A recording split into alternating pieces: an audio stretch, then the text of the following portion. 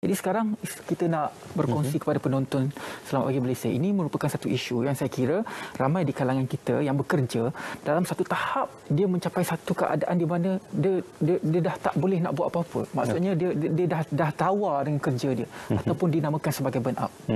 Tapi awak resisten pada keletihan. Itulah kekuatan seorang lelaki yang bernama sama Ismail Adnan. Okey, saya kagum dengan lelaki seperti anda. Okey, seterusnya kita juga nak bercakap lebih lanjut tentang apakah itu burnout ataupun kelesuan dan juga keletihan minda dan juga keletihan mental. Itu adalah penting untuk kita memberikan gambaran bagaimana ia memberikan kesan kepada tubuh badan dan fizikal. Kita terus saja bersama dengan Dr. Nur Jana Nasution, pakar perunding psikiatri UiTM Private Specialist Center UPSD. Assalamualaikum, selamat pagi Doktor. Waalaikumsalam, Ridwan dan Ismail. Okey Doktor, ya kita sedia maklum gejala burnout ataupun burnout ini seringkali diperkatakan ataupun seringkali dibincangkan. Namun kita tidak mengetahui dengan lebih lanjut bagaimanakah ia berlaku dan apakah faktor-faktor yang menyebabkan ia berlaku. Jadi secara asas dan juga di peringkat permulaan ini, apa yang boleh diterangkan dengan burnout itu, Doktor? Okey, terima kasih Ismail. Sebenarnya burnout ni bukan perkara yang baru. Sebenarnya sebelum pandemik pun kita selalu bersembang, berdiskusi tentang burnout. Dan sebenarnya saya bersama rakan-rakan dari Jabatan Psikiatri, kita dah menjalankan banyak kajian tentang burnout di kalangan pekerja di sektor kesihatan dan juga pensyarah-pensyarah di institusi pengajian tinggi. Burnout ini bukanlah satu diagnosis klinikal, tetapi ia adalah outcome kepada tekanan dari tempat kerja yang berpanjangan dan dibiarkan tanpa sebarang pencegahan atau rawatan. So basically bila datangnya pandemik, kita bawa balik kerja di rumah, jadinya burnout itu menjadi lebih tinggi. Ya, faktornya sebab bila kita bawa kerja pulang ke rumah, tiada boundary lah antara boundary antara kerja dan rumah dan pelbagai role ataupun tanggungjawab dipikul oleh dua-dualah lelaki macam Hafiz dan juga saya ibu sebagai seorang perempuan. Jadi burnout ini faktor-faktornya sebenarnya ada beberapa dan yang paling penting ada 3, iaitu apabila workload atau kerja itu terlalu banyak dan tak dapat diprioritaskan. Yang keduanya apabila workload itu ataupun skop pekerjaan itu adalah di luar pengetahuan seseorang. Maksudnya kita mungkin penghususan satu tempat tapi kita kena buat perkara yang di luar penghususan kita. Jadi nak tak nak sebab ia adalah tugas kita, jadi kita kena buat juga. Dan yang ketiganya sebab apabila faktornya iaitu personality itu sendiri. Setengah orang tu kalau dia buat sesuatu dia kena yang terbaik. Dia penat ke, dia nak tersungkur ke, dia kata tak boleh. Dia kena push yang terbaik. Dia expectation dia sangat tinggi kepada diri sendiri. Itu boleh menjadikan faktor risiko lah. Sebelum ini banyak kita berbicara mengenai kemurungan, depression, anxiety dan sebagainya, dan kedua-dua perkara ini macam doktor cakap sebentar tadi ia perlu didiagnose. Tapi burnout tidak perlu didiagnose. Tapi dalam keadaan seseorang yang telah pun mengalami burnout, adakah mereka sedar mereka mengalami burnout? Kerana dalam anxiety ataupun depression, kadang-kadang mereka tidak sedar mereka mengalami depression. Betul. Burnout ini kita perlu ada satu kesedaran di mana kita sebenarnya sudah sampai tahap di mana kita sudah keletihan. Tetapi kadang-kadang ataupun kebanyakan waktunya kita tiada kesedaran itu dan biarkan diri kita dalam keletihan fizikal, keletihan mental dan ketandusan motivasi. Pada waktu yang sangat lama, kadang-kadang berbulan-bulan, bertahun-tahun, macam pandemik je kita dah 2 tahun sebenarnya kan. Jadi apabila dibiarkan terlalu lama, ia boleh menjadi penyebab atau faktor datangnya penyakit anxiety dan penyakit depression. Kerana apabila kita burn out, keletihan terlalu lama dari segi fizikal, mental, kita punya productivity dan kita punya efisiensi sebagai seorang pekerja akan merudum. Jadi motivasi akan turun sebab kita rasa kita dah tak boleh memberi yang terbaik kepada majikan dan company, syarikat. Jadi apabila motivasi makin turun, tekanan yang sama kan, motivasi makin turun, dibiarkan tanpa sebarang bantuan dari keluarga, dari rakan-rakan, lama kelamaan boleh menjadi penyebab datangnya gejala anxiety dan gejala kemurungan. Jadi kalau kita dapat cegah burnout dengan mengatasi tekanan dengan cara yang baik, insya-Allah harapnya anxiety dan depression juga dapat kita cegah. Ya. Okey.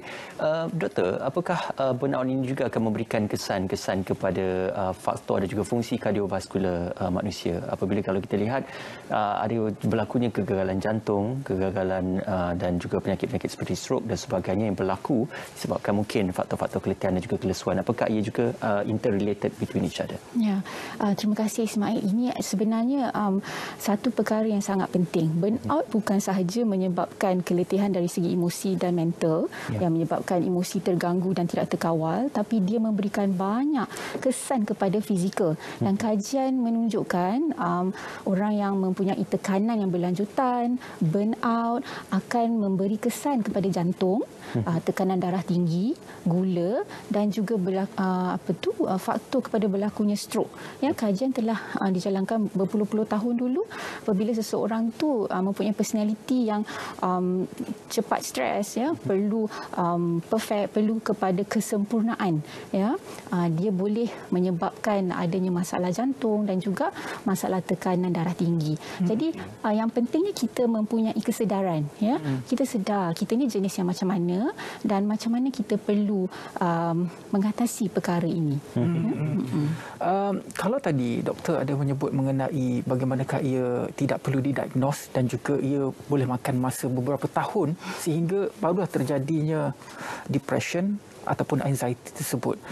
Dari segi kedinamikannya, secepat mana dan juga mungkin kes yang doktor pernah handle, selama mana burnout itu terjadi baru terjadi kepada perkara yang lebih serius, anxiety sehingga menyebabkan serangan jantung dan sebagainya. Okey. Sebenarnya kan Ridwan, bergantung kepada keseriusan tekanan. Kalau ada setengah pesakit-pesakit saya yang mungkin di kalangan profesional, ya, mereka mungkin mengambil masa berbulan atau bertahun untuk datang dan bercerita, dan kemudian sebenarnya mereka sendiri yang perasan, sebenarnya saya ni dah stres dengan tempat kerja dah agak lama, tapi saya simpan sebab personality saya yang memang sukakan kesempurnaan, maksudnya saya kena perfect macam tu. Tapi datangnya keadaan seperti pandemik, ya, kita nampak burnout berlaku dengan cepat. Especially kepada frontliner. Jadi kita tengok apabila tekanan itu terlalu lama atau terlalu kerap dan terlalu intens, ya. Maksudnya dia agak teruk tekanan macam pandemik, kena pakai PPE apa semua tu.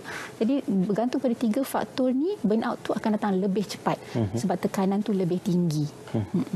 Doktor, sudah pastinya secara normalnya biologi tubuh badan manusia memerlukan rehat dalam tempoh masa yang tertentu yang diperuntukkan, dan yang disebutkan oleh doktor tadi adalah apabila satu kaedah kerja yang berpanjangan dan juga berterusan menyebabkan burnout itu terjadi, khususnya pada petugas-petugas baris hadapan apabila kadar biologi dan juga rehat itu sudah pun berubah. Jadi apakah faktor-faktor rehat yang tidak mencukupi, tidur yang tidak mencukupi dan juga peralihan masa tidur itu juga boleh menyebabkan Betul. Sebenarnya itu yang mempercepatkan keletihan melampau atau burnout di waktu pandemik, apabila kita bawa balik kerja ke rumah, because kita tak ada pilihan lain, kan. Jadi a lot of jadual harian kita terganggu, dan paling penting seperti Ismail cakap tadi ialah tidur. Tidur ni adalah sebenarnya satu rutin yang sangat penting, tapi disebabkan oleh kita punya jadual harian apabila bekerja di rumah tu, tidur sangat terganggu. Kita banyak tengok phone, cepat check email, ya, banyak guna gadget, dan kawasan bilik tidur, katil tu sendiri telah berubah menjadi kawasan pekerjaan. So kita tak ada waktu atau tempat rehat yang khusus kepada tidur. Jadi tidur sangat penting untuk dijalankan pada waktu yang sama setiap malam, dan tidak 1 jam sebelum, kalau boleh tidak diganggu oleh teknologi atau oleh gadget, ya. Patutnya kegelapan tu penting supaya hormon tidur kita, melatonin, dapat dirembeskan, dan jangan pandang rendah pada hormon melatonin kerana dia juga adalah satu hormon yang penting untuk proses penuaan, supaya kita tak terlalu aging terlalu cepat dan badan kita dapat recover, ya, dalam masa kita tidur itu. Kalau tidur terganggu atau terbalik, disengajakan sebab kita tengok tengok Netflix ke kan, kita baca WhatsApp berjam-jam, tengok YouTube. Ini akan mendatangkan keletihan yang ekstra daripada keletihan kerja tu. Dia bertambah lagi keletihan kepada badan, mata dan minda kita. Yalah, kepada penonton Selamat Pagi Malaysia, kalau anda ingin bertanya ataupun mengemukakan apa-apa sahaja pendapat, boleh saja telefon kami. Nombor telefonnya tertera di kaca TV anda, 0322829841. Kami mengalu-alukan soalan daripada anda. Doktor, kita sambung sikit perbincangan kita. Doktor ada menyebut tentang pilihan dalam satu keadaan yang sudah pun ruang lingkupnya sangat tertutup ketika waktu pandemik. Contohnya frontliners terpaksa memakai PPE, tidak boleh mengambil cuti dan sebagainya, dan pilihan itu nak tak nak kena buat. Selaku manusia, keadaan tertekan itu, kadang-kadang kita akan mengambil keputusan, kenapa aku melakukan kerja ini. Pendapat doktor, adakah dia ada pilihan untuk berhenti kerja ataupun untuk buat perkara lain, tetapi dalam keadaan tiada pilihan itu, bagaimana untuk mengatasi burnout pada ketika itu? Ya, ini sangat penting apabila kita memberi sokongan mental health dan psikososial kepada perawat-perawat di hospital dan juga frontliner. Ya, ramai frontliner lain, polis, bomber, askar dan sebagainya. Kita dapati yang pertama, yang paling penting ialah ruang untuk mereka berbicara apabila keadaan terlalu di luar kawalannya. Saya selaku rakan setugas di bahagian kesihatan, saya menitik beratkan apabila mereka mempunyai ruang untuk bercakap, dan tugas saya pada waktu itu ialah mendengar, kerana mereka ada banyak sangat untuk bercerita, dan bukan pengalaman tentang keletihan saja, pengalaman hilang pesakit kerana kematian, kerana COVID. Ini adalah satu experience yang sangat berat sebenarnya, yang kita tak nak mereka bawa pikul atas bahu mereka day in dan day out mereka ke kerja. Jadi satu ialah ruang untuk mereka bercerita, ruang untuk mereka berkongsi emosi. Yang keduanya, yang penting saya rasa untuk diri saya sendiri, ialah mencari makna dalam apa yang mereka lakukan ini. Ya. Kadang-kadang bila kita terlalu penat, kita tak boleh dah fikir secara biasa, kita tak boleh fikir secara praktikal dan secara realistik. So kita kembali kepada berbincang dan mengingati apa makna dalam apa yang kita buat ni, sebab sesungguhnya setiap yang kita jalankan tu ada maknanya, dan dalam pandemik maknanya bukan materialistik. Makna yang kita buat sesuatu tu adalah pengorbanan, ya, compassion, kindness kepada sesama manusia. Jadi makna ni penting untuk mereka kembali rasa satisfaction, kepuasan dalam sacrifice, pengorbanan mereka itu. Dan of course apabila mereka dapat meluahkan perasaan, mencari makna dalam apa setiap satu yang mereka jalankan itu, supaya mereka nampak betapa besarnya pengorbanan ini, mereka punya relationship, ya, connection dengan Yang Maha Esa itu juga penting untuk memberi kekuatan kepada mereka. Ya. Doktor, apakah antara faktor-faktor ataupun simptom-simptom di luar sedar seperti mana berlakunya microsleep, berhalusinasi, itu juga boleh disebabkan oleh faktor-faktor burnout ini? Selain daripada microsleep atau kita tidur secara tak sedar waktu kita drive, itu bahaya kerana boleh mendatangkan kemalangan. Halusinasi, dari segi halusinasi yang disebabkan oleh kepenatan apabila ingin bertidur tapi tak boleh tidur.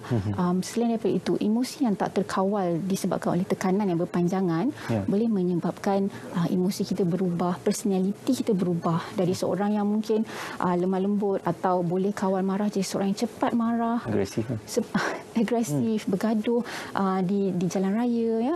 Perkara yang kecil kita terus besar pada kita sebab kita dah emosi dah tak terkawal. Anak buat salah kecil tapi kita nampak besar, suami isteri mula bergaduh. Jadi burnout ini bukan sahaja tinggal di tempat kerja, tutup laptop habis kerja burnout hilang, bukan. Burnout ini sebenarnya dalam jangka masa pendek dan jangka masa panjang memberi kesan kepada institusi kekeluargaan, dan institusi kekeluargaan itu apabila banyak, dia menjadi kepada kemasyarakatan. Jadi kita juga sudah tidak ada perasaan empati kepada orang lain. Kita rasa macam kita dulu, aku dulu. Kita tak boleh macam bertolak ansur, ya.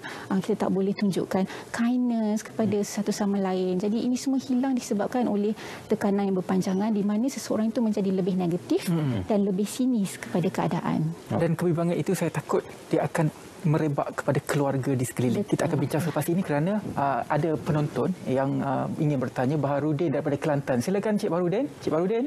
Hello, Assalamualaikum. Ya, Assalamualaikum. Waalaikumsalam. Ya, Cik. Boleh bagikan soalan. Saya Baharudin daripada Guling, Kelantan. Ya. Saya baru lepas menerima rawatan COVID. Saya masuk di hospital dalam 10 hari. Okey. Lepas tu, lepas keluar daripada hospital, sekarang ada kat rumah dah 10 hari dah. Semua tu dah settle lah dengan gelang-gelang apa. Apa yang merisaukan saya ialah perasaan saya. Perasaan jadi penat, jadi letih. Kalau batuk memang penat. Kalau batuk memang penat. Okey. Jadi sampai beberapa hari agak-agaknya kesan simptom yang akan saya hadapi ni, doktor. Okey, terima kasih Encik Baharudin. Tetapi mungkin untuk diarahkan lebih spesifik itu adalah kesan-kesan long COVID. Long COVID sebenarnya. Kesan respiratori. Tapi kalau mungkin kita boleh relatekan kepada kesan psikologi mereka yang mengalami long COVID ataupun kesan-kesan respiratori berterusan ini, apakah antara kesan-kesan psikologi yang mungkin dibawa ataupun keletihan yang mungkin dibawa kepada tubuh badan? Thank you Ismail. Betul, long COVID ni adalah kesan kepada pesakit COVID, especially kalau mereka yang lama di hospital dan masuk ICU, ya, keluar ICU, masuk saluran pernafasan. Jadi kesan long COVID ini dari beberapa minggu ke beberapa bulan. Dan antara kesan long COVID ini adalah dari segi fizikal, iaitu cepat rasa penat macam Cik Baharudin tadi. Dia punya stamina atau fizikal punya kemampuan tu tak seperti sebelum COVID. Dan dalam komponen yang lain ialah dari segi psikologi. Dari segi psikologi, kalau lebih teruk kategori COVID tu, dia lebih banyak teringat-ingat atau trauma daripada keluar masuk ICU. Ya. Saya ada seorang pesakit yang 1 minggu lepas keluar ICU, dia tak nak bercakap langsung sebab dia terlalu trauma dengan keadaan dia waktu dia kategori 5 tu. Jadi untuk Encik Baharudin, untuk rasa penat, rasa macam tak seperti diri sendiri, ya, mungkin emosi dan psikologi tu rasa agak terganggu, ia akan ambil masa mungkin beberapa minggu insya-Allah, tapi sedikit-sedikit tempias tu mungkin ada dalam beberapa bulan selepas habis COVID atau keluar dari hospital. Tadi doktor ada menyebut mengenai kesan burnout ini kepada orang di sekeliling, dan saya kira ramai yang bekerja mempunyai keluarga. Jadi apabila kita melihat kepada anak-anak di sekeliling, bagaimana kesan burnout ini boleh bawa dan juga memberi kesan kepada anak-anak tersebut? Adakah anak-anak tersebut mula akan menjadi simptom-simptomnya sama seperti burnout yang dihadapi oleh ibu bapa mereka? Anak-anak, betul-betul Ridwan, saya minta maaf, saya terasa tergelak sikit sebab anak-anak kita tak panggil burnout, tapi mereka ada kesan psikologi daripada parents, ibu bapa yang burnout. Mereka akan rasa yang paling kita tak nak, tapi mungkin kerap berlaku, rasa terabai, rasa tak disayangi, ya. Dan mereka rasa pada waktu tu mereka rasa cara untuk ibu bapa sayang ialah memberikan keputusan akademik yang terbaik. Jadi mereka juga mungkin terjerumus kepada pemikiran bahawa memberi keputusan akademik yang terbaik yang dapat memberikan attention, perhatian, dapat perhatian sebab ibu bapa akan seronok, suka. Jadi burnout ini kesan dia, walaupun daripada salah seorang atau kedua-dua ibu bapa yang mempunyai tekanan, mereka akan spread kepada anak-anak di rumah, juga kepada warga emas, iaitu ibu bapa mereka jika duduk serumah. Okey, doktor, kita ada seorang lagi pemanggil, Puan Lili Azwar. Hello, Assalamualaikum. Assalamualaikum warahmatullahi wabarakatuh. Ya, silakan. Saya nak bertanya dengan doktor lah berkenaan dengan saya ni didiagnos sebagai pesakit hyperthyroid. So, bagaimana untuk saya punya continuous, untuk saya punya vaksin tu, adakah saya boleh ambil yang campuran? Vaksin. Okey, baik. Terima kasih Puan untuk persoalannya itu. Okey, thank you. Sama-sama. Mungkin lebih tepat kalau ditanyakan kepada perihal tentang pakai epidemiologi ataupun vaksin. Tetapi saya boleh memberi komen bahawa apabila dia ingin mengambil vaksin nanti, akan ada beberapa barisan. Pertama, barisan kesihatan personal, staf kesihatan, dan kemudian doktor yang akan actually tapis dan bertemu bual jika ada masalah-masalah perubatan yang tidak sesuai untuk mengambil vaksin itu nanti. Jadi Puan yang telefon tadi mungkin boleh arahkan soalan itu di tempat mengambil vaksin nanti, insyaAllah. Doktor, kita beralih kepada perbincangan kita, menyentuh sedikit tentang apakah rawatan yang diterima. Kita faham kalau depression, anxiety didiagnos dan diberi ubat dan mengikutlah rawatan apa yang telah pun disediakan oleh doktor. Kalau burnout ini rawatannya bagaimana? Adakah dari segi lifestyle modification ataupun apa yang boleh dilakukan? Sebenarnya burnout ini yang pertama yang sangat penting ialah kesedaran, ya. Kesedaran seseorang itu sendiri bahawa aku rasa aku ni dah letih lebih daripada biasa, ya. Rasa macam cepat marah ni lebih daripada biasa, ya.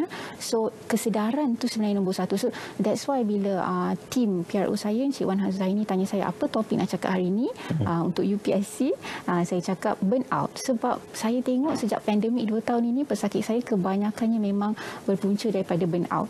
Jadi kesedaran tu penting kepada penonton-penonton atau pendengar-pendengar pagi ini, ya.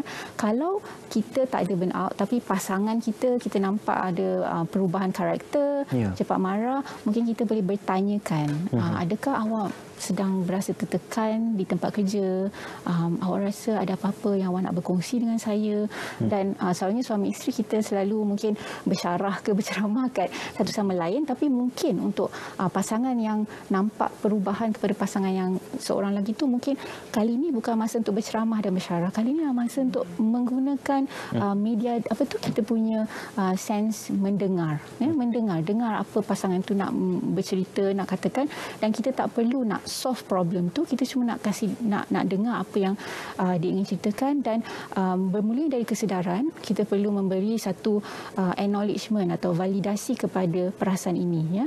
Mungkin kita boleh beri pada diri kita sendiri, aku rasa aku ni terlalu pushing myself, I'm pushing myself too much. Apa makna semua yang aku buat ni? Mungkin saya boleh prioritize, ya. So daripada kita ada kesedaran untuk diri kita sendiri bahawa kita sebenarnya sekarang melalui tekanan, dan kemudiannya kita boleh memberi acknowledgement, ya, validasi kepada diri kita sendiri bahawa betul, aku rasa aku penat sebenarnya, ya. Okey, macam mana kita nak handle kepenatan ni? Okey, kemudian stage yang seterusnya ialah prioritize, ya. Prioritize, apa maksud prioritize saya ialah memberi keutamaan kepada apa yang lebih utama. Kalau kita tengok jadual rutin harian kita dah berterabur, makan pun berterabur, tidur pun tak cukup, mungkin sekarang masanya untuk jadual rutin harian ni diperkasakan untuk menjaga diri kita dulu. Kalau kita naik kapal terbang, kan, Ridwan dan Ismail, mereka akan kata kalau tak cukup oksigen, seorang ibu atau bapa harus sarung oksigen kepada mereka dulu, baru kepada anak, ya. Sama dengan kehidupan harian kita. Kalau kita pun suffocated, penat, macam mana kita nak beri kasih sayang dan basic needs kepada anak-anak kita? Protect yourself first before you protect your loved one. Betul. Okey, terima kasih kepada Dr. Nurjana atas perkongsian tersebut, dan sudah pastinya perkongsian berkenaan burnout ini boleh membawa kesedaran kepada masyarakat umum untuk menyedari hakikat perubatan kalaku dan juga bagaimana untuk kita mengatasi secara kendiri dan juga berjumpa dengan pakar-pakar perubatan untuk mengatasi masalah ini. Segera sebaik dapat disegerakan dan juga diselesaikan. Terima kasih, Doktor. Terima kasih.